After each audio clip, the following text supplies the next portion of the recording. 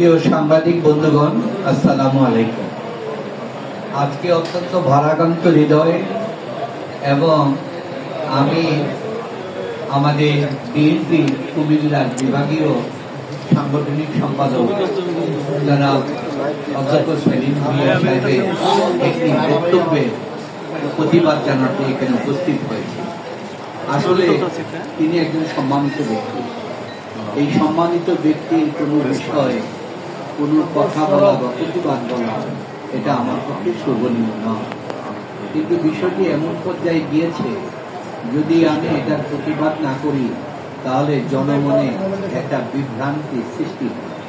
সেই বিভ্রান্তিটা দূর করার জন্যই আমি এখানে আপনাদের কাছে উপস্থিত হয়েছি। কারণ ব্যক্তিগতভাবে অধ্যক্ষ সেলিম ভুঁইয়া সাহেবের সাথে আমার কোনো বিরোধ নাই। আমার সাথে তার জীবনে একবারই দেখা হয়েছে, একবারই কথা হয়েছে, সুতরাং আমার সাথে তার কোনো বিরোধ নাই। আজকেও এই সাংবাদিক সম্মেলনের পরেও আমার সাথে তার কোনো বিরোধ থাকবে না। তবে একটি বিরোধ আপনাদের কাছে পরিষ্কার করতে এসেছি। গত পরশুদিন 24 তারিখ ইলেকশন কমিশন, আপনারা জানেন যে নির্বাচনী এলাকা নির্ধারণ নিয়ে আপনার আপিল শুনানির আবেদন করেছে। এই আপিল শুনানির জন্য মেঘনা এবং দাউদকান্দির পক্ষ থেকে আমাকে আইনজীবী নিয়োগ করা হয়েছে। আরেকটি কুমিল্লা পূর্বতন জননেতা মনিরুল হক চৌধুরী সাহেবের পক্ষে আমাকে সেখানেও নিয়োগ করা হয়েছে। এই দুইটি আপিল শুনানির জন্য আমি ইলেকশন কমিশনে উপস্থিত হই তাদের পক্ষে। মেঘনা এবং দাউদকান্দির পক্ষে যখন আমি যাই, তার বিপক্ষে ছিল আপনার হোমনা এবং দাউদকান্দি, তারা এক পক্ষ হয়ে তারা আপত্তি দাখিল করেছে। তো সেখানে তাদের অ্যাডভোকেট যখন শুনানি করলো, সেই অ্যাডভোকেট শুনানি করার পর আমি দেখতে পেলাম, আমার কাছে মনে হলো সেলিম ভুঁইয়া সাহেব হয়তো অ্যাডভোকেট হতে পারেন। উনি কালো কোট পরে, টাই পরে সেখানে উপস্থিত হয়ে ওই সুপ্রিম কোর্টের একজন অ্যাডভোকেট শুনানি করার পর উনি আবার অতিরিক্ত কিছু বক্তব্য দিলেন, যদি ইলেকশন কমিশন বললেন দ্বিতীয় কাজটা শোনা হবে না। সেখানে উনি বললেন যে এই কমিশনের ভিতরে একজন কমিশনের রুমে চা নাস্তা খাওয়া হয়, সুতরাং ওর ইনফ্লুয়েন্সে তাদের এলাকাটাকে ইলেকশন কমিশন যে প্রস্তাব দিয়েছে এই প্রস্তাবটা সঠিক নয়, এবং তাদের যে ফ্যাক্ট ফাইন্ডিং কমিটির যে 10 সদস্য ছিল তাদের একজনের বাড়ি হোমনা বা তিতাসে, তাই তাকে বাদ দিতে হবে। এই কথাগুলি বলছেন এবং অনেক কথা ওনারা গায়ের জোরে বলেছেন। ওনাদের পক্ষে প্রায় 100-200 লোক সেখানে উপস্থিত হয়েছিলেন এলাকা থেকে। যখন আমার প্রশ্নটা আসলো তখন আমি ইলেকশন কমিশনকে বললাম, আমি কোনো প্রকারে ফ্যাক্টসের উপরে কোনো কথা বলবো না। আপনারা যেই ইলেকশন কমিশনের প্রজ্ঞাপন জারি করেছেন, এই প্রজ্ঞাপনে আপনারা যে কন্ডিশন দিয়েছেন, এই কন্ডিশনের 6 অনুচ্ছেদে বলা হচ্ছে যে একই জেলার ভিতরে একই জেলার ভিতরে 30% সর্বোচ্চ 30%-এর অধিক জনসংখ্যা হতে পারবে না। তা আমি বললাম, যদি মেঘনা এবং দাউদকান্দি হয় তাহলে তার এই ডিফারেন্সটা হয় 19%, তাহলে 30%-এর কম। শুধু 30%-এর কম না, 20%-এরও কম। আর যদি হোমনা আর দাউদকান্দি হয়, স্ট্যাটিস্টিক্স অনুযায়ী দেখা যাচ্ছে তার ডিফারেন্সটা হচ্ছে 63.85%, অর্থাৎ 2 গুণেরও বেশি। তো এই যে চটা বলেছেন সর্বোচ্চ থাকতে হবে, তাহলে এইটা ম্যান্ডেটরি, বাধ্যতামূলক। এই বাধ্যতামূলক আপনার আইন অনুযায়ী মেঘনা এবং দাউদকান্দি আপনারাই প্রস্তাবিত যে প্রস্তাব দিয়েছেন, এই প্রস্তাবের সমর্থনে দেখা যায় এটা সঠিক, নাম্বার 1। দ্বিতীয়ত প্রশ্নটাও ছিল সেখানে বলা হয়েছে যতদূর সম্ভব যোগাযোগ ব্যবস্থা তারপরে যাতায়াতের অন্যান্য বিষয়গুলি আনা হয়েছে। তাহলে এটা ম্যান্ডেটরি না, যতটুকু সম্ভব যা পারেন সেইভাবে। সেই ক্ষেত্রে দেখা যাচ্ছে মেঘনা এবং দাউদকান্দির ঘনিষ্ঠতা অনেক বেশি, কারণ মেঘনার পাশ দিয়ে ঢাকা চট্টগ্রাম হাইওয়ে আসছে এবং এটা দাউদকান্দির ভিতর দিয়ে গিয়েছে, দুই পাশে দাউদকান্দি। তাহলে মেঘনা থেকে দাউদকান্দিতে ইলেকশন কমিশনের নিয়মটা হচ্ছে ভোট আর বাক্সটাকে সঠিকভাবে নিয়ে যাওয়া এবং নিরাপত্তার সহিত পৌঁছে দেওয়া। এটা তো ইলেকশন কমিশন করবে না, করবে পুলিশ। তো এইটা মেঘনা থেকে তাহলে দাউদকান্দির দূরত্ব হয় মাত্র 10 মিনিট এবং নির্ঝঞ্ঝাট এবং হাইওয়ে, কখনো জাম বা কোনো কিছু হওয়ার সম্ভাবনা নাই, 4 লেন একটা সম্ভব। এই কথাটা যখন বললাম তখন আপনার দেখলাম যে আমি জানি না উনি ক্যান্ডিডেট কিনা, উনি খুব উত্তেজিত হয়ে বললেন, আমাকে বললেন হু আর ইউ, বক্তব্য দেওয়ার করতে দিয়ে বাধা আরম্ভ করলেন, সবাই চিৎকার করলেন তাদের পক্ষ থেকে। ইলেকশন কমিশন আমাকে বললেন আপনি বক্তব্যটা আরো চালিয়ে যান। আমি বললাম it is your responsibility to make the situation বক্তব্য দেওয়ার মতো। তখন ওনাদেরকে ধমক দিয়ে বললেন, তখন আমি কথাটা বললাম। তারপরে সেলিম ভুঁইয়া সাহেব একটা কথা বলেছিলেন, ওই যে একজন কমিশনার, তখন আমি সেখানে বললাম দেশের প্রধানমন্ত্রীও তো কোনো না কোনো একজন এলাকার বাসিন্দা। এখন যদি কোনো বিষয় সিদ্ধান্ত নিতে হয় ওই এলাকা সম্পর্কে উনি সিদ্ধান্ত নিতে পারবেন না, এটা তো আইনে নাই। তাকে ওনাকে বাদ দিয়ে আরেকজন প্রধানমন্ত্রী করে সিদ্ধান্ত নেওয়া হবে, তা হবে না। তো এইটা ইলেকশন কমিশন হচ্ছে সমগ্র বাংলাদেশের জন্য, ফ্যাক্ট ফাইন্ডিং কমিটিরও সমস্ত বাংলাদেশের জন্য। সুতরাং তিনি কোন এলাকার লোক এটা বিবেচনা করার কোনো বিষয় না। তো এই বিষয় যখন বললাম ওনারা খুব উত্তেজিত হলেন এবং কমিশন মনে করলেন যে আমার যুক্তি অত্যন্ত সঠিক। তখন তারা উত্তর দিতে আসলেন, তখন বললেন যে এটা বাধ্যকতা করবেন মিলেন কিনা, বলেন এই পক্ষে। তখন তো ওনারা উত্তর দিতে পারেন নাই, তো ওনাদের পক্ষে সেটা গেলেন না।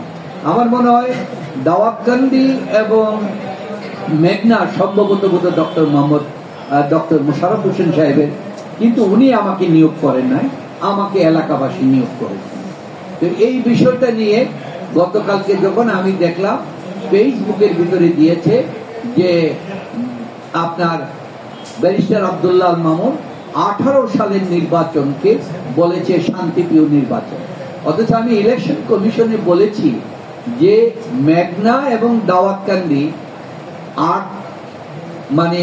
2008 সালের নির্বাচন, 2014 সালের নির্বাচন, 18 সালের নির্বাচন একই সীমানা ছিল।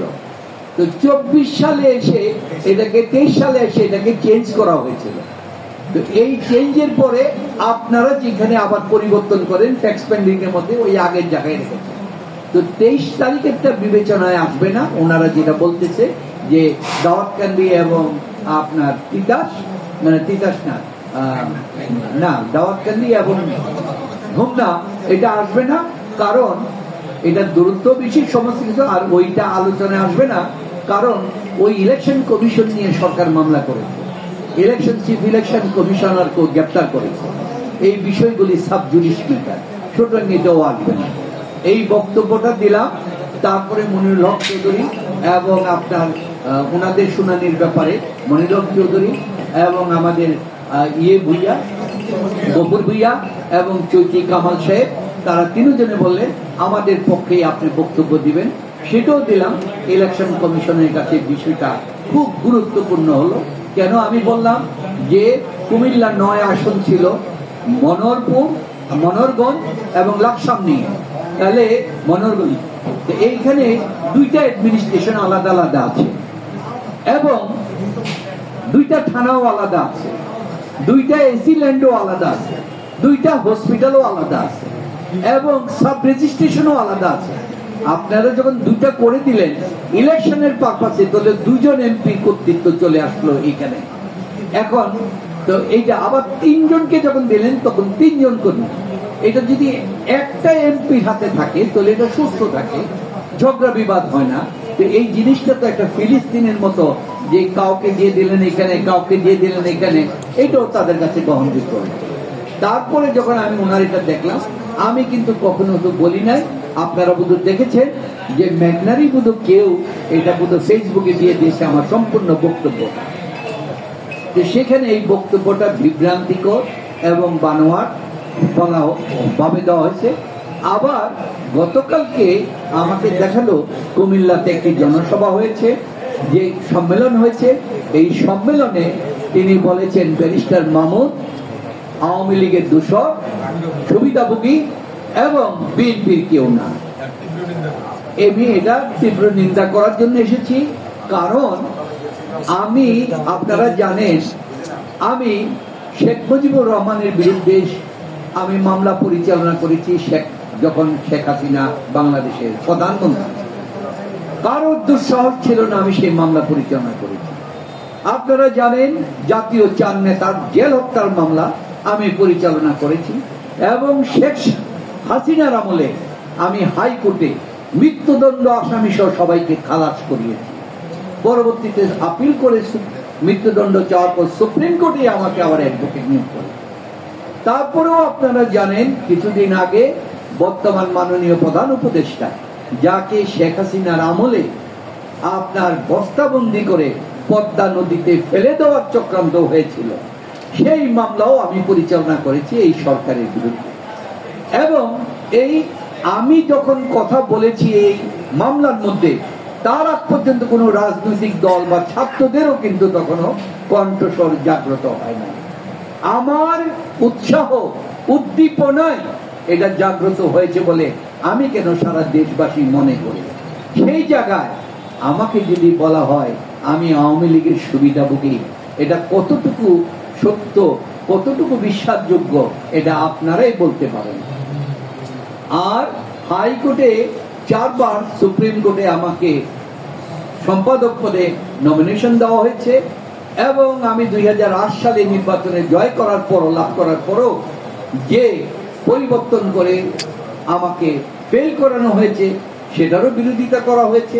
এবং 2001 সালেও আমি কুমিল্লা বুড়িচং ব্রাহ্মণপাড়ার পক্ষে আমাকে নমিনেশন দেওয়া হয়েছে। সেই নমিনেশন কিভাবে প্রত্যাহার কিভাবে করা হয়েছে তা আপনারা জানেন। তাহলে আমি সমস্ত যে জিনিসটা আমাকে বলা হয়েছে এটা সম্পূর্ণভাবে মিথ্যা এবং বিভ্রান্তিকর। আমি ব্যক্তিগতভাবে কিন্তু আজকে সম্মেলনে আসতে চাই না। আমি বলেছি হয়েছে, একজন বলেছে তাতে কি হবে, কিন্তু আমার এলাকার জনগণ বলল যে না, এই বিভ্রান্তিটা দূর করার জন্য আপনাকে সাংবাদিক সম্মেলন করতে হবে এবং এটা কুমিল্লায় করতে হবে।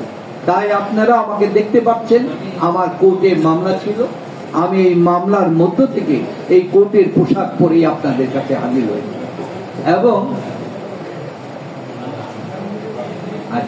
তো সেইখানে এই সমস্ত জিনিসগুলি নিয়ে আমি করেছি। এই সরকার আসার পরেও আমার অনেক সুযোগ সুবিধা, অনেক আহ্বান আমার প্রতি ছিল, তাও আমি গ্রহণ করি নাই। কেন গ্রহণ করি নাই আপনারা জানেন। জিয়াউর রহমান সাহেব যখন 72 সালে কুমিল্লা এসেছিলেন ব্রিগেড কমান্ডার হিসাবে, তখন ওনার সাথে আমার সম্পর্ক ছিল। ওনাকেই আমি সর্বপ্রথম কুমিল্লার পৌর পার্কে জামতলায় 17 মার্চ আপনার 1972 সালে আমি সেখানে উপস্থিতি করেছি। আমি মিটিং পরিচালনা করেছি সত্য সেনার পক্ষ থেকে, এবং ওই মিটিং এর সভাপতিত্ব করেছিলেন কুমিল্লার তৎকালীন ডিসি এবং পরবর্তীতে চিফ ইলেকশন কমিশনার কাজী রকিবউদ্দিন আহমেদ। সুতরাং আমি বিএনপির জন্ম হওয়ার আগ থেকে আমি বিএনপির পরিবারের সাথে যুক্ত। সুতরাং আমার বিরুদ্ধে যে বক্তব্যটা দেওয়া হয়েছে এটা সম্পূর্ণ বিভ্রান্তিকর, মিথ্যা, বানোয়াট। তাই আমি এটার আমি এটা করতেছি।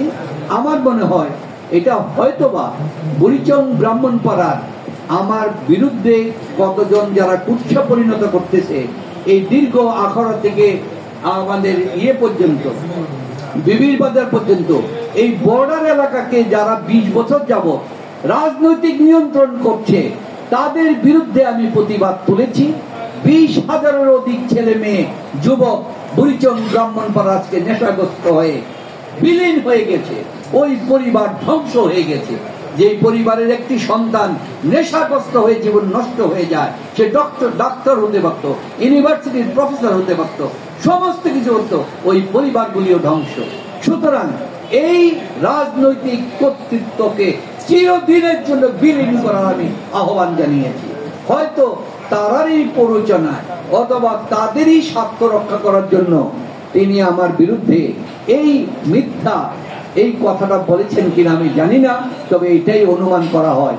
তারপরেও আমি অত্যন্ত ওনার কাছেও বলি, আপনার মতো একজন সম্মানিত ব্যক্তির সম্মান হানি করা আমি এই উদ্দেশ্যে আসি নাই। কারণ আমার অনেক কুমিল্লা থেকে অ্যাডভোকেটরা টেলিফোন করে বলেছে আমরা ওনার বিরুদ্ধে মানহানির মামলা করব। আমি এখানে আপনাদের তখনও বলেছি, আপনাদের সম্মুখে বলেছি, না, এই অ্যাডভোকেটদেরকে আমি রিকোয়েস্ট করব, অনুরোধ করব, আপনারা কোনো মানহানির মামলায় যাবেন না। এই ধরনের কোন রকম বিভেদ, বিদ্বেষ, বিহিংসা সৃষ্টি করার পক্ষে আমি না। তবে এই বিভ্রান্তিটা যেন জনগণের মধ্যে থেকে দূর হয়, সেই জন্যই আমি আপনাদের কাছে এসেছি। এটাই আমার বক্তব্য। আপনাদের কষ্ট করে এসেছে, আপনাদের সকলকে আমি ধন্যবাদ জানাচ্ছি। আমি কি বক্তব্য দিয়েছি আপনারা দেখেন ভিডিওতে, আমার টোটাল বক্তব্যটা সেখানে এসেছে। অধ্যক্ষ সেলিম ভুঁইয়া সাহেব যে কথা বলেছেন, আমার বক্তব্যটা ভিডিওতে সমস্ত জায়গায় প্রচারিত হয়েছে। তার কোথাও এই বক্তব্যের কোথাও তিনি যে বলেছেন ওইটা তো নির্বাচনের বিষয় না, আরেকটি বিষয়। নির্বাচন কমিশন কিন্তু একটা আদালত হিসেবে কাজ করেছে। আদালতের বিষয়কে নিয়ে বাইরে আসে কথা বলাটা কিন্তু আদালত অবমাননার সামিল। এটা কোনোদিন ওনার মতো একজন সম্মানিত ব্যক্তি এই কাজটি করা উচিত হয় নাই। সুতরাং আমরা যেন না করি সে আহ্বান, ভবিষ্যতেও যেন উনি এই ধরনের কোন রকম বিভ্রান্তিমূলক কথাবার্তা বিচার বিশ্লেষণ না করে যেন কোনো বক্তব্য না দেন, সেই জন্য আমি তাকে আহ্বান জানাচ্ছি। এই সমস্ত পক্ষে ওনার অপ্রাসঙ্গিক কথা, এটা ছিল সম্পূর্ণ নির্বাচন এলাকা নির্ধারণের বিষয় নিয়ে নির্বাচন কমিশনের একটি বক্তব্য। আর একটি সম্মেলনে এসে আমার বক্তব্য আমাকে নিয়ে এইভাবে সরাসরি কথা বলার কোনো এজেন্ডাও ছিল না। সুতরাং এই সমস্ত জিনিসটাই উদ্দেশ্য প্রণোদিত এবং কারোর স্বার্থকে হাসিল করার জন্য এটা করা হয়েছে বলে আমি মনে করি। আপনাদের সকলকে ধন্যবাদ। যদি কোনো প্রশ্ন থাকে আপনারা আমাকে প্রশ্ন করবেন। আপনার এই শুনানিতে যখন এভাবে কথা বলছিলেন এবং আপনাকে বারবারই আপনাকে নির্দেশ দিচ্ছেন, ওই সময়ে প্রধান নির্বাচন কমিশনার উপস্থিত ছিলেন। উনি তখন ওনার বিষয়ে কি বলেছেন বা ওনার পরিচয় জানতে চেয়েছেন? ওনার পরিচয় দিয়ে যখন দ্বিতীয়বার উনি যখন দাঁড়িয়েছিলেন, ওনার পক্ষে অ্যাডভোকেট আমিনুল ইসলামকে দাঁড় করিয়েছিলেন। ইলেকশন কমিশনের নির্দেশ হচ্ছে একজনের বক্তব্য দেবে, দ্বিতীয়বার কেউ দিতে পারবে না। তো ওনাকে দেয় নাই। উনি জোর করে বললেন যে আপনারা এটা করতেছেন। উনি বললেন, উনি বলার পরে ওনার বক্তব্যগুলি ইলেকশন মানে নির্বাচন কমিশন সম্পর্কে অভিযোগ, এলাকা না হয়ে বিভিন্ন ধরনের অভিযোগ নিয়ে কথা বলা হয়। তারপরে যখন আমি রিপ্লাই দিতে গেলাম, তখন যখন হইচই আরম্ভ করলেন, তখন নির্বাচন কমিশন বললেন আপনারা যদি এটা বন্ধ না করেন তাহলে কিন্তু আমরা আপনাদেরকে এখান থেকে আমরা বের করে দেব এবং আমরা এটা বন্ধ করে দেব। তখন তারা বন্ধ করলে, কারণ এইটা পরিবেশ না, কারণ আপনারা এসেছেন শুনানি করার জন্য, আপনাদেরকে আমরা সুযোগ দিয়েছি, এই কথা বলেছিল। নির্বাচন কমিশনও তাদেরকে এই বিষয়গুলি নেন না। আর উনি যদি আমার বিরুদ্ধে বক্তব্য থাকতেন, যেহেতু এটা নির্বাচন সংক্রান্ত বিষয়, আদালত, সেখানেই উনি বলবেন। উনি আদালতের বিষয়, নির্বাচন কমিশনের শুনানির বিষয়, উনি এসে জনসভায় এবং ইউটিউবে এসে এই বিবৃতি দেওয়া, এটা চক্রান্তমূলক, উদ্দেশ্যপ্রণোদিত। এটা সত্যিকার অসুবিধা। আমি অত্যন্ত দুঃখ প্রকাশ করছি ওনার কাছে যে আপনার মতো একজন সম্মানিত ব্যক্তির এই বক্তব্যের বিরুদ্ধে আমাকে সাংবাদিক সম্মেলন করতে হচ্ছে। এটার জন্য আমি দুঃখিত।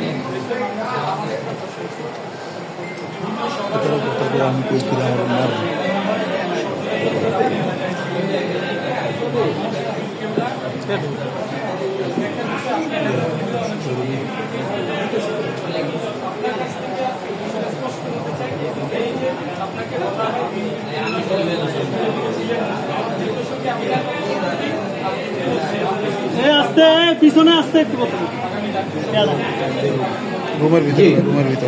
আপনাকে অশেষ ধন্যবাদ। আপনার প্রথম প্রশ্নটা হচ্ছে, আপনি তো বিএনপির কেউ না, 17 বছর তো আপনি আসেন নাই।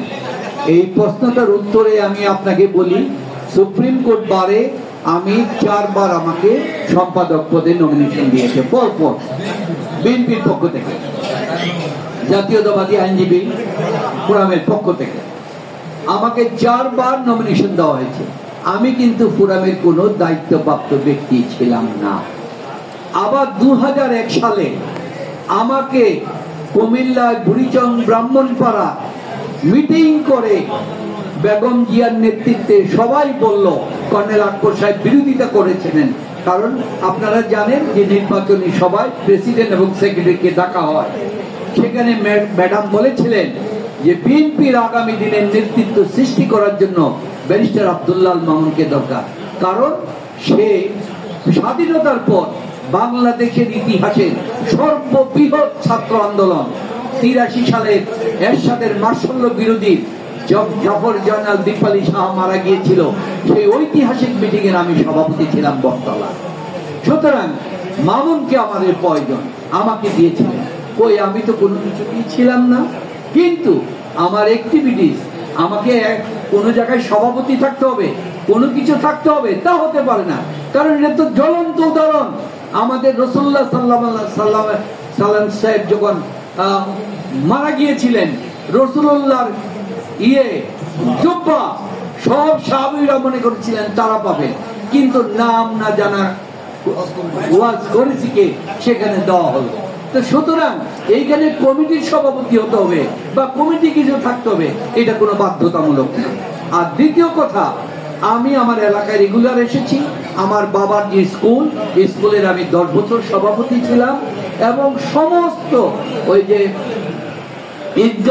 ঈদগাহ ময়দানে আমি 96 সালে এসে ঈদগাহটাকে আমি ডবল করিয়ার পরে আমি ডবল করেছি, এবং সমস্ত কিছুর সাথে আমি জড়িত।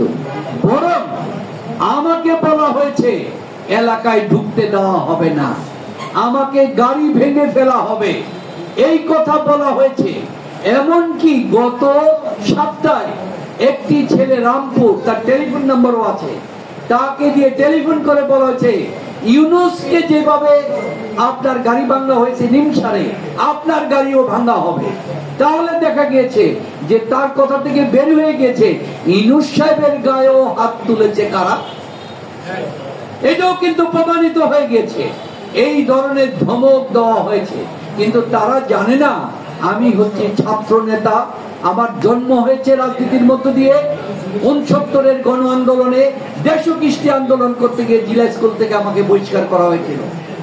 74 সালে যখন বন্যা হলো, দুর্ভিক্ষ হলো, তখন সমস্ত স্কুল কলেজে লঙ্গরখানা গঠন করা হয়।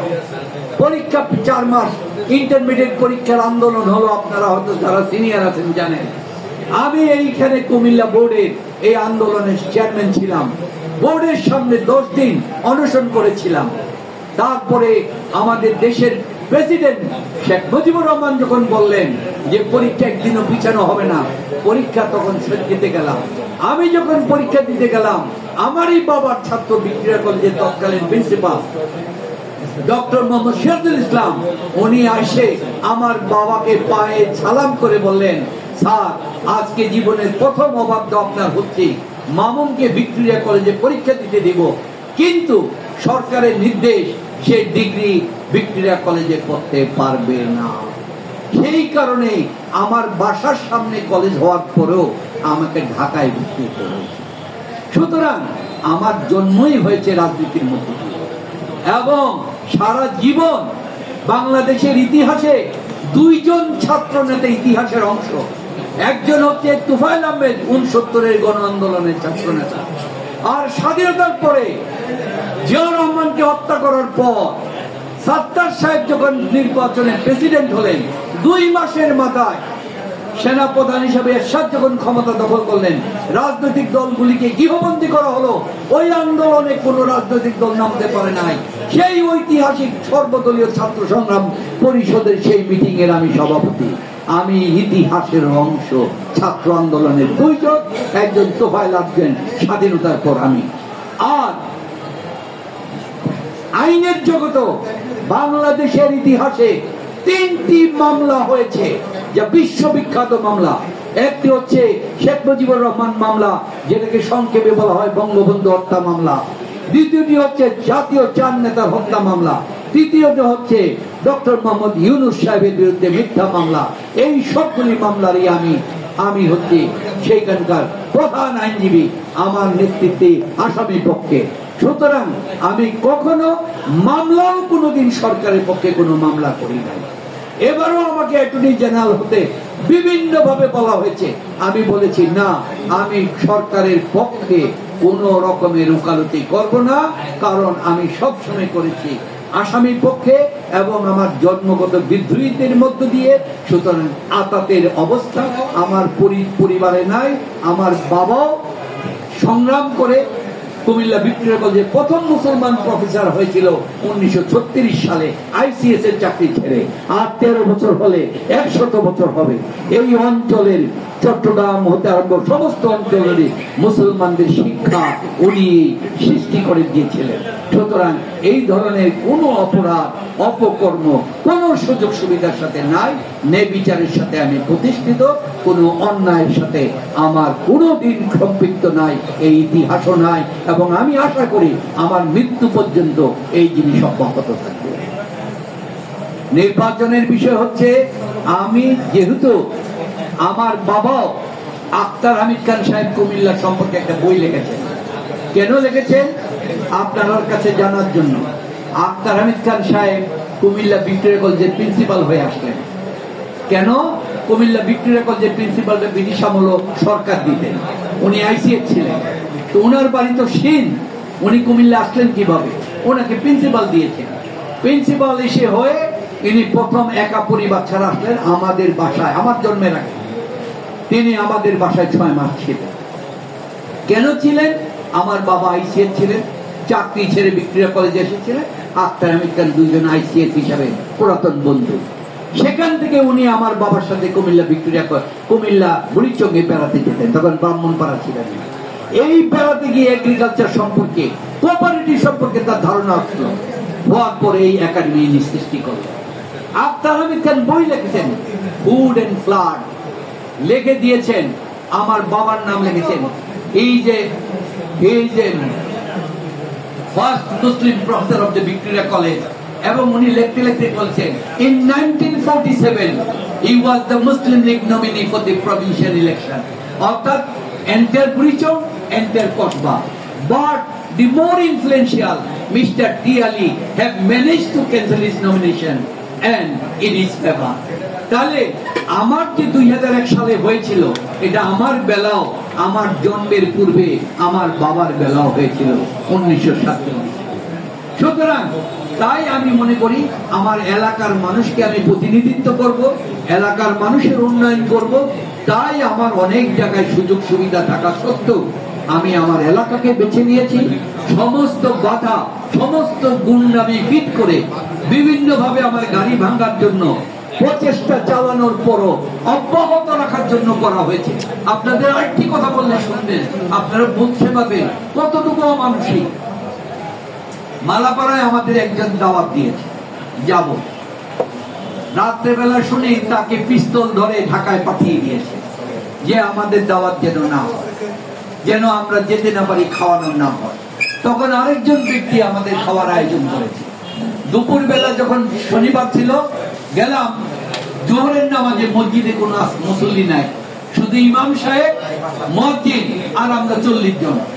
তখন ভাবলাম দুতলা মসজিদ, বিশাল বড় মসজিদ, কেন নাই? পরবর্তীতে শুনলাম সকালবেলা গিয়ে ওইখানে ফজরের নামাজের সময় বলা হচ্ছে অনিবার্য কারণে দুপুরের নামাজ এখানে হবে না। অর্থাৎ আমি যেন জনগণের কাছে কোনো পরিচিতি দিচ্ছি না। এই ধরনের অবস্থার পরেও আমি এলাকায় আসছি।